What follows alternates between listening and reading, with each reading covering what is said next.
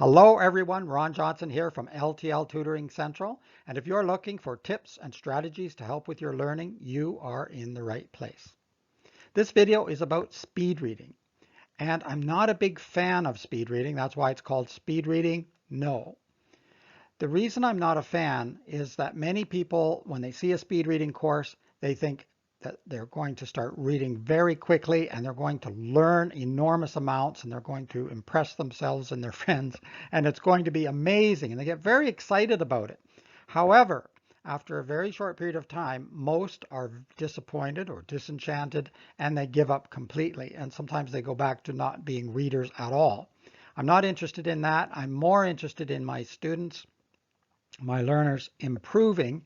And yes, you can improve your speed, but I also want you to improve your comprehension. Without the comprehension and the retention of some of that information, speed reading is nothing. It doesn't mean anything. I can scan something very quickly with my eyes.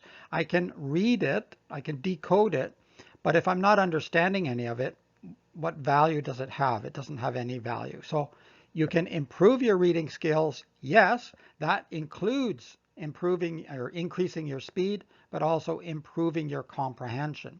I'm going to talk about a few of the methods you can use to get on that path. It's not the quick and easy path. It's not the magical path, but it's the path that actually will work for you. One important point is time and making a commitment. Now you're trying to increase your speed, so this might seem to be the opposite track, but it's very important to spend a sufficient amount of time with a text. If you're only reading for a few minutes and then leaving and coming back for another few minutes, you don't have enough time to get into the flow of the author's writing. You have to kind of learn the author. You learn their sentence structure. You learn how they paraphrase things. You learn the overall structure of the text if you're reading something academic. And you do that when you have enough time, when you're sitting there long enough. So it's probably best, especially if you're wanting to learn something, set aside at least 30 minutes, an hour I would say is even better, at a time, so that you're sitting and committed just to reading. And you're not focusing on improving speed right away. You're focusing on reading and understanding what you're reading at your speed. Always start where you are and then build toward making improvement. And a great deal of that is simply doing. So make a commitment and get started. Practice, practice, practice. And yes, this is spelled the British or Canadian way, so don't worry about that. The more you read, the more you will be able to read. Just like anything else, the more you practice, the better you will become. It won't be perfect. I'm going to be doing a blog and a video about perfection a little later, but you will improve. So it's very important, just like the time, it's related to the time commitment. So having a sufficient amount of time at one time to focus on your reading, and then practice, practice, practice. So set aside a time every day if you can to read. It can be reading for pleasure. It can be reading for school. It can be academic texts or work material. But try to set aside blocks of time every day and then practice as much as you can. And you will improve automatically. If you're really looking to increase your reading speed, you want to stop subvocalizing or reading aloud.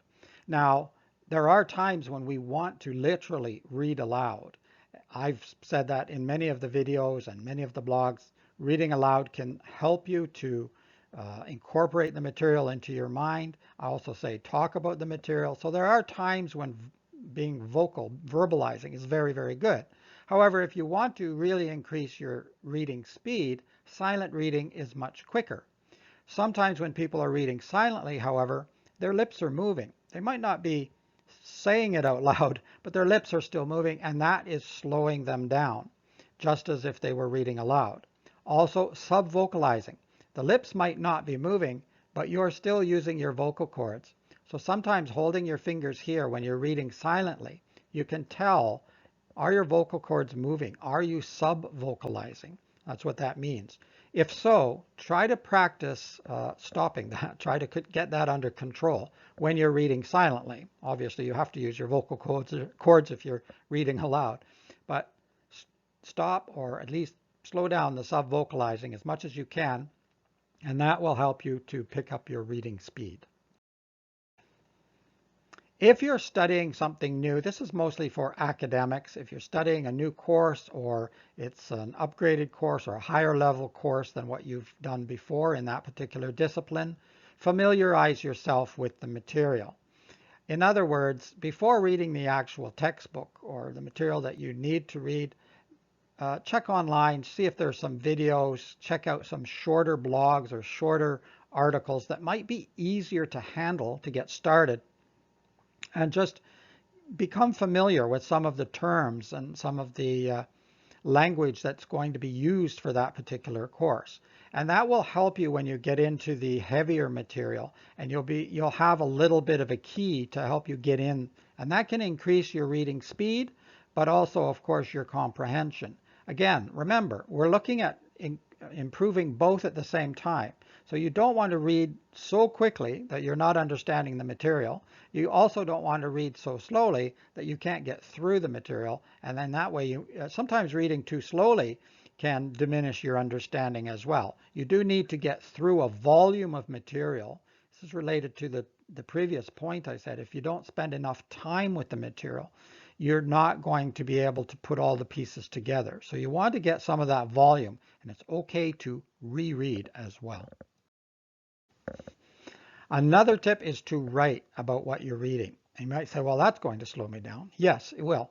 It will slow you down compared to just simply reading through the material and saying, I'm done. However, remember, we're trying to increase speed and comprehension.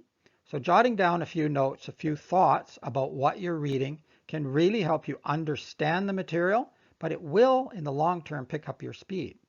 Because think of it this way, if you're taking a course in high school or university, college, doesn't matter, or just for your own personal improvement, the more you understand now, the quicker you will be able to read future material. So as you start to move through the course, the material will become more and more familiar to you. This is similar to what we were talking about before. If you're really coming in cold, familiarize yourself with videos or blogs or other material that's shorter or easier to digest before getting into the heavier material. Well, this is the same. If you're jotting down some of your ideas or connections or thoughts about the material, you'll understand it much better. So tomorrow or next week or as you move through the course, you will begin to understand more and more and more, and you'll be able to move much more quickly because it's not like starting over every day. So writing down a few notes doesn't have to be a lot, but writing down your thoughts can be very helpful for comprehension, definitely, but it will help to increase your speed in the long run. There you have it. A few comments about speed reading and methods to truly increase your reading speed and improve your comprehension at the same time. If you'd like to learn more, you could take my course on Improve Your Reading Speed and Comprehension. It's an online course. You do it at your own time, at your own speed.